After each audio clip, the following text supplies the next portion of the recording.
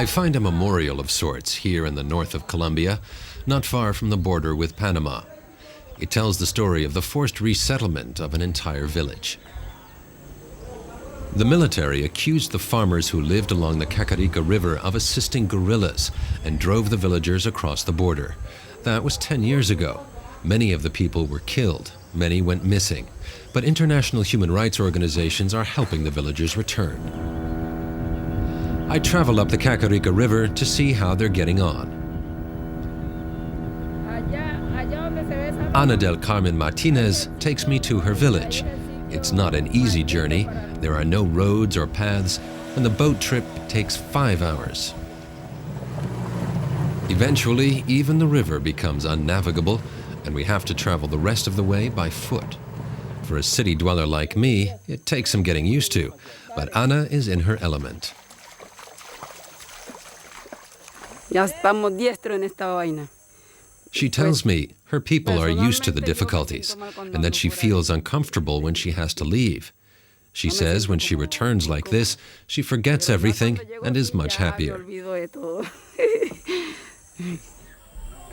About 100 families have already come back to their homes. Before the soldiers forced them to leave, the people mostly lived on their own farms and worked their land. But when they returned, it was more practical to live in 2 groups. They decided that this way they could better defend themselves. The people called their settlements New Life and New Hope.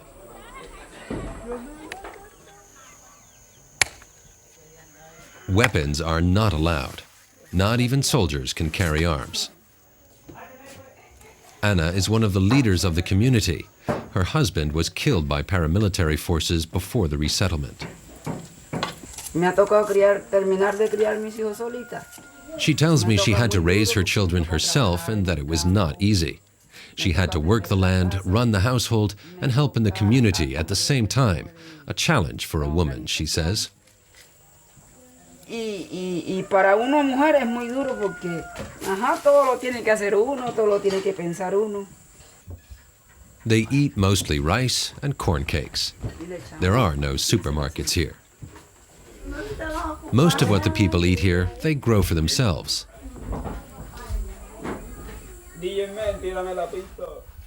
After lunch, our guide shows us a book. It describes in detail how the resettlement took place. Ana is sure that she was cheated. The real purpose was not to fight the guerrillas, she says, but to confiscate the farmers' land. Ana tells me it was all planned. The farmers were told they had to leave because the military wanted to fight the guerrillas. But she says that when everyone had left, the fighting never happened. They realized then that the guerrillas were never the issue, that it was all a ploy to take their land. There are many who are interested in this region, forestry companies and multinational corporations that want to create palm plantations. There are strategic interests as well. One day, the Pan American Highway could pass through here, or another connection between the Atlantic and Pacific Oceans to compete with the Panama Canal. But nobody wants to hear this, she says. The people simply want to live on their land in peace. Ana tells me that on the day they came home, the children jumped out of the boat and praised God that they were finally on their land again.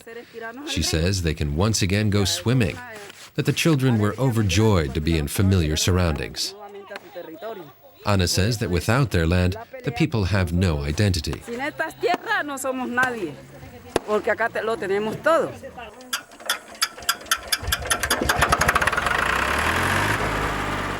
Victor Naval from Spain arrives in the settlement with a group of Colombian engineers to help the people get energy.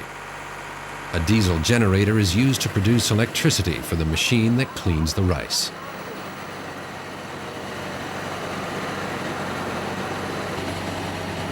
The engineers are working on another device that creates electricity using rice hulls as fuel.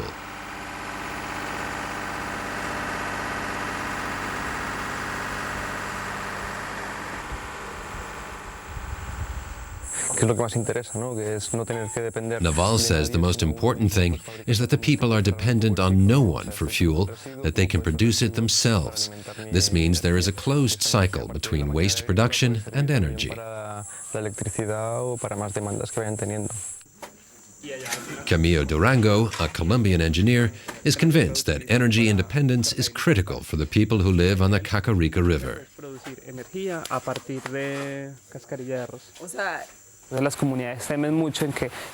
He tells me that people are afraid of higher prices for electricity and that they must work to pay for public utilities. He says the fear is that they will go into debt and lose their land again.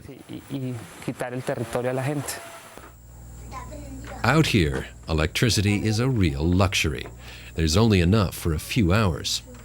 Ana del Carmen has a television, one of the few in the new settlements. So many people gather in her house to watch the popular telenovelas, in spite of the mosquitoes. Por favor, discúlpeme por no invitarla aquí. Pero tenemos que hablar en un lugar donde yo esté segura que nadie nos va a escuchar. Roosters who roam around freely wake up the people at dawn. It was a sleepless night for me, though. I just couldn't get used to the strange noises coming from the jungle.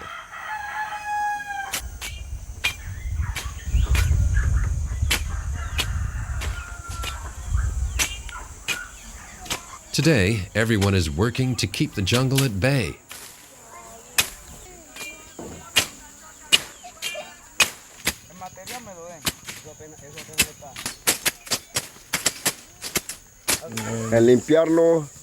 This man tells me it's a constant battle to keep the settlement from being swallowed up by nature. He says that if they don't keep up, the grass grows unevenly and that they have to start all over again.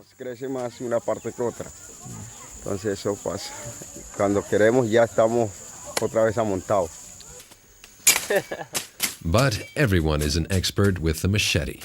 It doesn't look so hard, but I learned that you have to be in good shape to do work like this.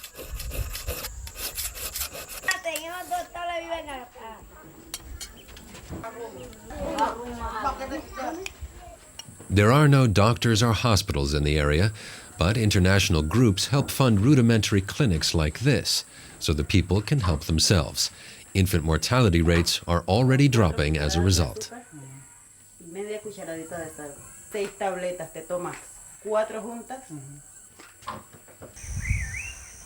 There are about 2 million displaced people in Colombia. The memories of their ordeals at the hands of the army and paramilitary won't go away. And armed groups still make the area dangerous. Ana tells me that they hope the aid workers will stay, that without them, the farmers would be viewed as guerrillas and the army would probably murder them. International aid organizations active in the area prove the people have nothing to do with the guerrillas, she says, and would act as witnesses.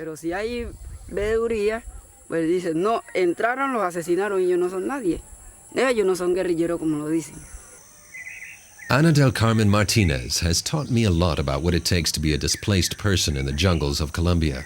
They don't want to be controlled by anyone. They want to be left alone in peace.